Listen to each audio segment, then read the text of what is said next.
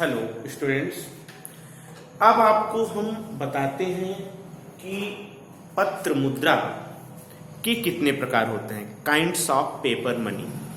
ध्यान दीजिए, पत्र मुद्रा क्या है।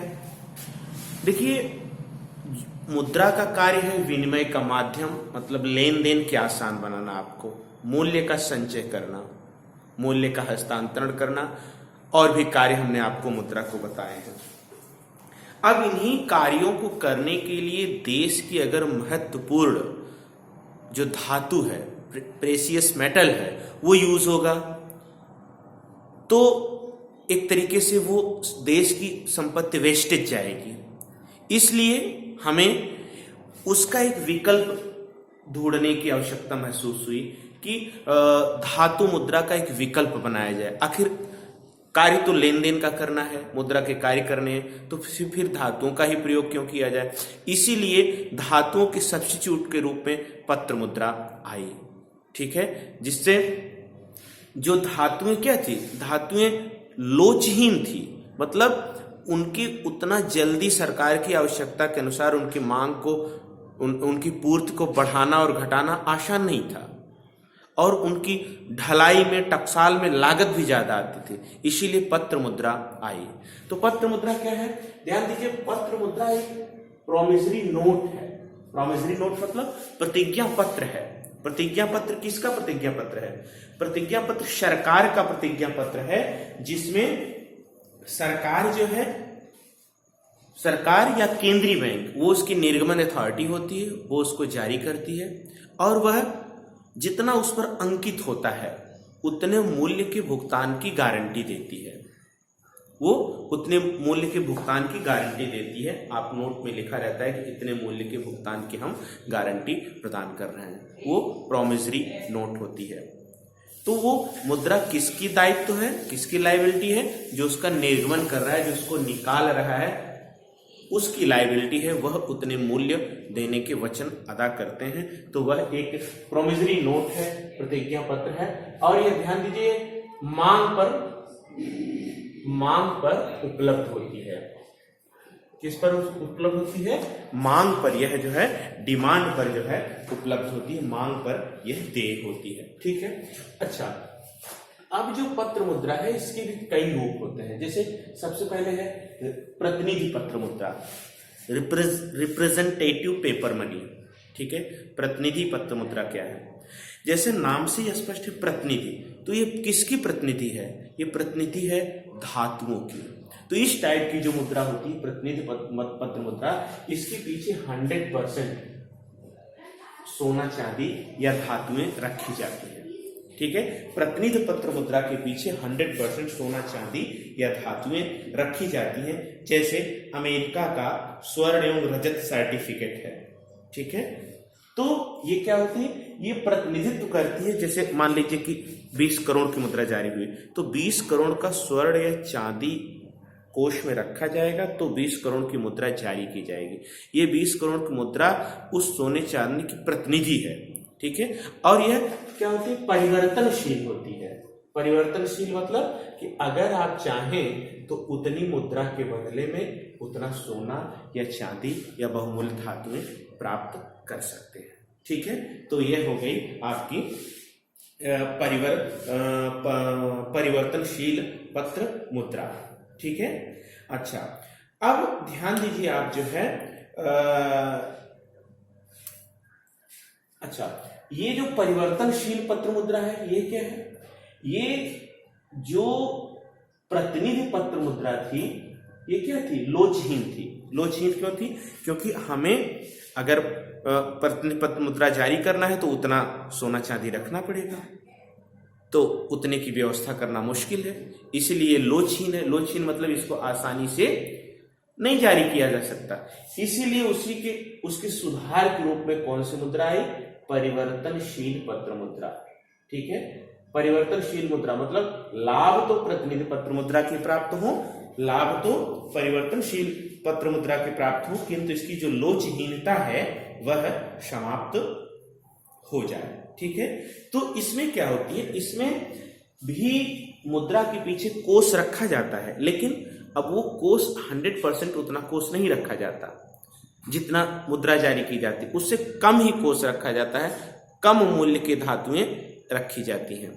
ठीक है, कम मूल्य की धातुएं रखी जाती हैं। और परिवर्तन जैसा इसका नाम से स्पष्ट है, परिवर्तनशील मतलब कि अगर जितना रुपया रखा है वह जो है प्रमाणिक विधि ग्राह्य मुद्रा में, किसमें, प्रमाणिक विधि ग्राह्य मुद्रा में, जो स्टैंडर्ड लीगल टेंडर मनी है उसमें जो है ये मुद्रा बदली जा सकती है, जो परिवर्तनशील पत्र मुद्रा है। ठीक है, तो यह सोने चांदी में बदली जा सकती है और यह किस में बदली जा सकती है, प्रमाणिक विधि ग्राह्य मुद्रा में। ठीक है, अच्छा, तो इसके पीछे 100% स्वर्ण चांदी या धातु रखने की आवश्यकता नहीं, कम मूल्य की स्वर्ण चांदी या धातु रखी जाती है। तो जितने के पीछे रखी जाती है, मान लीजिए जैसे अगर 70% रखा गया तो कवर्ड हो गया, वो उतना कहा जाता है कि कवर्ड मनी है। और शेष जिसके पीछे नहीं रखा जाता उसको हम क्या बोलते हैं, उसको फिड्यूशरी, क्या बोलते हैं उसको हम बोलते हैं फिड्यूशरी, विश्वासरित पोर्शन कहा जाता है, फिड्यूशियरी पोर्शन। जिसके पीछे नहीं रखा जाता उसको क्या कहते हैं, फिड्यूशियरी पोर्शन। जिसके पीछे कोई कोष नहीं रखा जाता उसको फिड्यूशियरी पोर्शन कहा जाता है। ठीक है, अच्छा, अब अगला आता है कि अब नेक्स्ट जो है अपरिवर्तनशील मुद्रा, ये इससे भी एक स्टेप अगला सुधार है अपरिवर्तनशील मुद्रा। क्यों? क्योंकि इसके पीछे कहीं ना कहीं धातुएं रखने की आवश्यकता है, भले उतना नहीं रखा जाता जितना प्रतिनिधि पत्र मुद्रा में रखा जाता है। तो अपरिवर्तनशील पत्र मुद्रा में क्या होता है कि इसमें धातुएं नहीं रखी जाती हैं। ठीक है, और इसमें क्या होता है, इसमें धातुएं नहीं रखी जाती हैं और कोई भी सरकार जो है बाध्य नहीं है कि आपको उतने रुपए के मूल्य के बदले उतना सोना चांदी या जो है प्रमाणिक सिक्के प्रदान करेगी। यह पूर्णतः विश्वास के आधार पर यह मुद्रा चलती, अपरिवर्तनशील मुद्रा। जैसे जो है भारत में जो है 31 अक्टूबर 1957 को 200 करोड़ रुपया, जिसमें 115 करोड़ का सोना या धातु, 85 करोड़ की विदेशी करेंसी रखने का एक नियम पारित हुआ था। ठीक है, तो उसके आधार उतना रखा जाता है। शेष जो है रुपया प्रतिभूति, मतलब रुपया प्रतिभूत के रूप में शेष कितना भी रुपया रखा जा सकता है, प्रतिभूत रखी जा सकती है और मुद्रा निकाला जा सकता है। कहने का मतलब अपरिवर्तनीय पत्र मुद्रा में कोई भी कोष रखने की जरूरत नहीं है।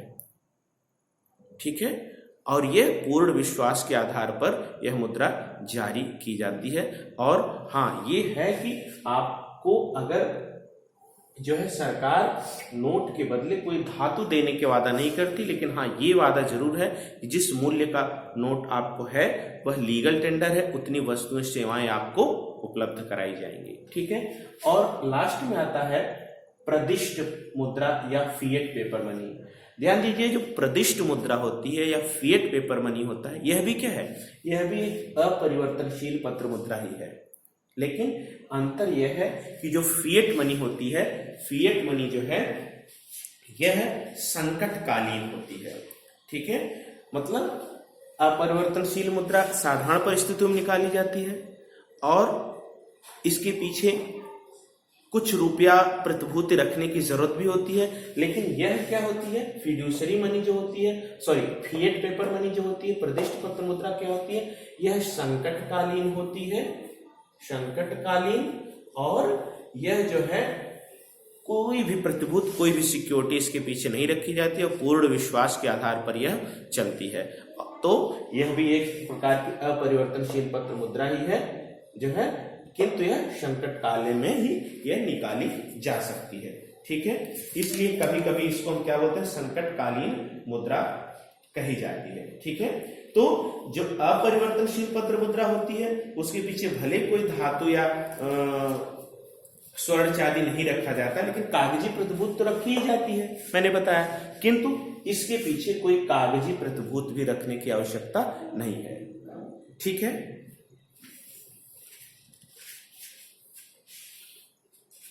नेक्स्ट हम आपको दो प्रकार की मुद्रा और बताना चाहेंगे। इसमें एक है सस्ती मुद्रा, दूसरी महंगी मुद्रा। ठीक है, मुद्रा का वर्गीकरण में आप ये भी देख सकते हैं।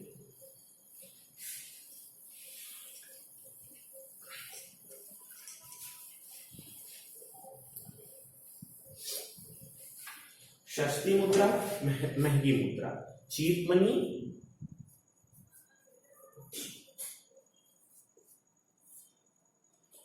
सस्ती मुद्रा और महंगी मुद्रा, जिसको हम चीप मनी बोलते हैं और डियर मनी बोलते हैं। ये चीप मनी है और ये महंगी मुद्रा है, ये बोला जाता है डियर मनी।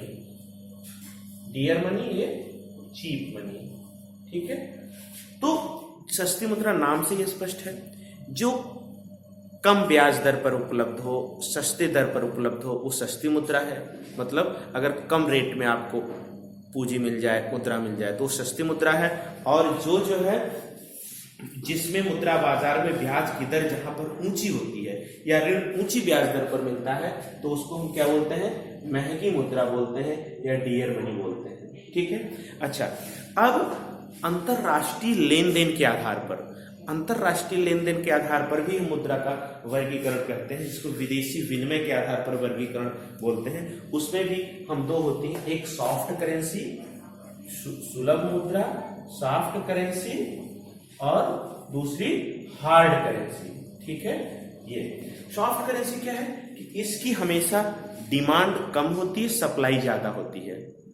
सॉफ्ट करेंसी अंतरराष्ट्रीय लेन देन में जो भी मुद्रा, जिसकी मुद्रा की डिमांड कम होगी और जिसकी सप्लाई ज्यादा रहती है, ठीक है, तो इसका मूल्य आप जान ही रहे हैं, डिमांड कम सप्लाई ज्यादा, तो मूल्य गिरने की प्रवृत्ति होती है। इसीलिए हम इसको क्या बोलते हैं, सॉफ्ट करेंसी बोलते हैं। जैसे आप कहीं ना कहीं भारत की भी मुद्रा हो गई, पाकिस्तानी मुद्रा हो गई, या विकासशील राष्ट्रों की मुद्रा हो गई।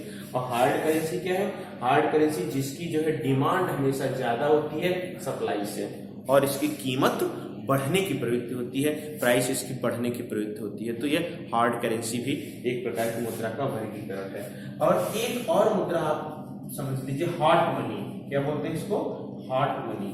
हॉट मनी क्या है, हॉट मनी जो है मतलब यह ऐसी मुद्रा है जो एक देश से दूसरे देश में इसलिए पलायन करती रहती है कि वहां पर अच्छा ब्याज दर मिलेगा, अच्छा रिटर्न मिलेगा।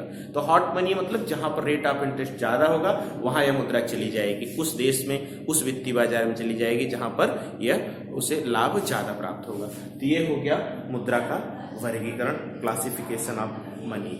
ये लास्ट वीडियो हो गया, 2 लेक्चर इसके पहले के भी हैं। Thank you.